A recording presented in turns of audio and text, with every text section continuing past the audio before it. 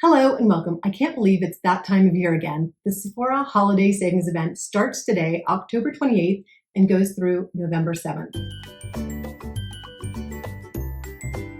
Rouge members can start purchasing today with their 20% off all the way through the 7th. If you're not a Rouge member, you can start purchasing the Sephora collection at 30% off. VIPs and insiders will have to wait a few days. Here are the dates for those sales.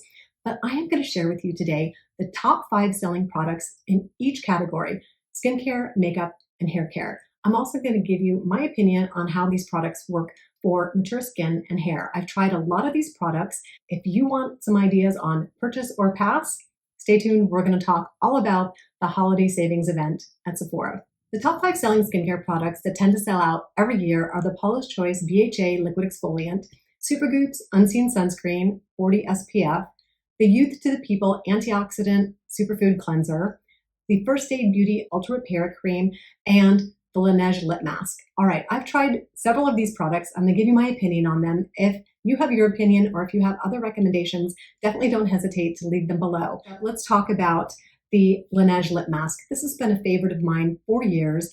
I have another budget option for you that my husband actually prefers. It's the Mad About Skin Lip Balm. Both of these are great balms. We have really dry weather here. We always need a lip balm. And I know not everyone loves this one, but it suits me really well. I never get cracked lips and my lips don't break out. I tend to be a little bit sensitive to lip balms and lip glosses. So this has served me well, so I'm sticking with it, even though there is a little bit of fragrance in here. All right, next up, the Paula's Choice BHA Exfoliant Liquid or Liquid Exfoliant. I have tried this, but I keep giving it away to my friends whose kids have acne, so I never get to use it for very long. But the first time that I did use it, I did find it a little bit overly stripping and overly drying for my mature, dry, sensitive skin. And I've switched over to the Misama Green Robos, their gentle surface exfoliating toner. This has polyhydroxy acids, which are very gentle, a little bit of salicylic, and lactic acid, which is great for mature skin. And I find this one a little bit more hydrating than I did the Paula's Choice BHA Liquid Exfoliant. All right, Supergoop Unseen Sunscreen, cult classic, looks beautiful on the skin, gives a light blurring effect, so pretty. And you do have to be a little bit careful if you have skincare with a lot of silicones in it because it can pill. Another dupe for that is the Trader Joe's new sunscreen. I can't remember the name of it. I'll pop it up here, but it's SPF 40 and it's around $10. So if you want to save some pennies, check that out. I have that too. It's in my cupboard. I've tried it and I really like it. It does tend to pill a little bit more than the Supergoop Unseen Sunscreen, but they both give that pretty blurring effect and look great if you want to wear sunscreen and have a no makeup day. Next, Youth to the People Superfood Antioxidant Cleanser. I have heard pros and cons about this cleanser. I have not tried it personally. If you have, definitely leave me a comment down below. I'd love to hear what you have to say about it. First Aid Beauty Ultra Repair Cream. I find that First Aid Beauty tends to dry out my skin. Any product that I've used from them just tends to be a little bit too drying and not moisturizing enough for me personally. But if you have one of their products that you adore, put it down below. I'd love to hear, as always. Okay, let's move on to makeup. First is a cult classic, the Charlotte Tilbury Hollywood Flawless Filter.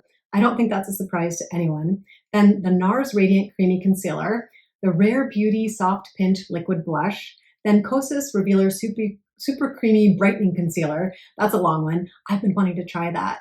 It's been on my radar, so I'm probably going to pick that up. I love a liquid concealer. I've really gotten into the Il Makiage liquid concealer, and I used to use the Just a Touch by Jenny London, but I like the liquid concealer a little bit better. So I'm going to be definitely picking up the Kosas. Last but not least is the Ilia Super Serum Tint SPF 40.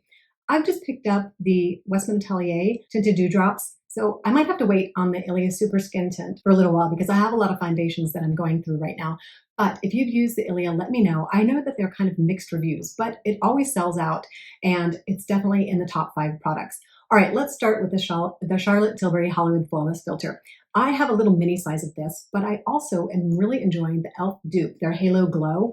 I love this. I'm actually wearing it today. I really like it. It gives me a little bit of coverage right in the hollow under my eye and at the top of my cheek and just gives me kind of just a light, bright look to my face. I don't have any other makeup on. I just really like it. Just kind of highlights the cheek area really nicely. The Hollywood Flawless Filter is a little bit more shimmery, but I like this for kind of a regular daytime look. So that's my opinion for the Charlotte Hollywood Flawless Filter. Next, the NARS Radiant Creamy Concealer. I have never tried that, but I'm interested. And then the Rare Beauty Soft Pinch Liquid Blush. Never tried that. If you have, again, leave me a comment down below. All right, let's move on to hair care. Number 1 is Olaplex number 3 Hair Perfector. Number 2 is the Briogeo Don't Despair Hair Mask. Number 3 is the Orbi Texture Spray. Number 4, a very popular product right now, the K18 Molecular Leave-In Hair Mask. And number 5 is a product that I haven't heard of. It's a hair oil, the Jisoo Honey Infused Hair Oil. I love a hair oil. Sometimes I go budget and just mix a couple oils from the ordinary, usually the marula and the squalane. I'll just do like 3 drops of each and scrunch it in my hair before I do my weekly shampoo. And I've also been using the Hale Oil, hair oil. I love both of those, but I've never tried the Jisoo Honey Infused Hair Oil. If you have, definitely leave me a comment down below. I'm curious to try that. If it's not too yellow, I might pick that up and give it a try.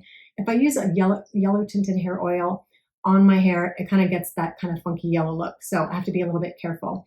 I have used the K18 Molecular Leave-In Hair Treatment Mask, and it always irritates my scalp. I've tried it like 2 times now, 6 months apart, and my scalp always itches. And my scalp is not sensitive. And I tried using it just kind of on the ends of my hair, and my scalp just gets too irritated. I love the results. It's soft, it's smoothing. I have to be careful on how much I use, but I love the results, but for some reason my scalp can't tolerate it.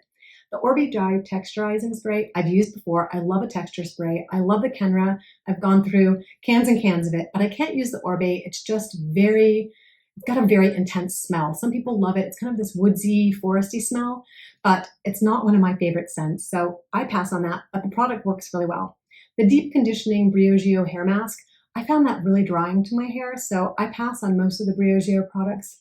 They just tend to be a little bit too drying for me. And the Olaplex number 3, I used that this morning. I really like this. It's on the pricey side. It's very condensed conditioner. I always forget that I only need a very small amount, and I tend to overuse it.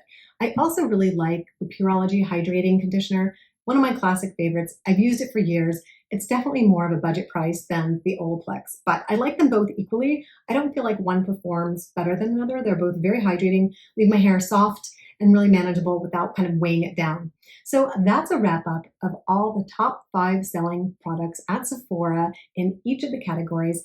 Let me know if you're going to be doing the Sephora sale this year. Sometimes I skip it, sometimes I jump in, but there are a few things, especially the concealers, that I want to try this year. So I'm going to be purchasing a few items. Let me know what you're purchasing, and wishing you a skintastic day. Thanks for joining me, everybody. Don't forget to subscribe, like, and click the notification bell. Take good care.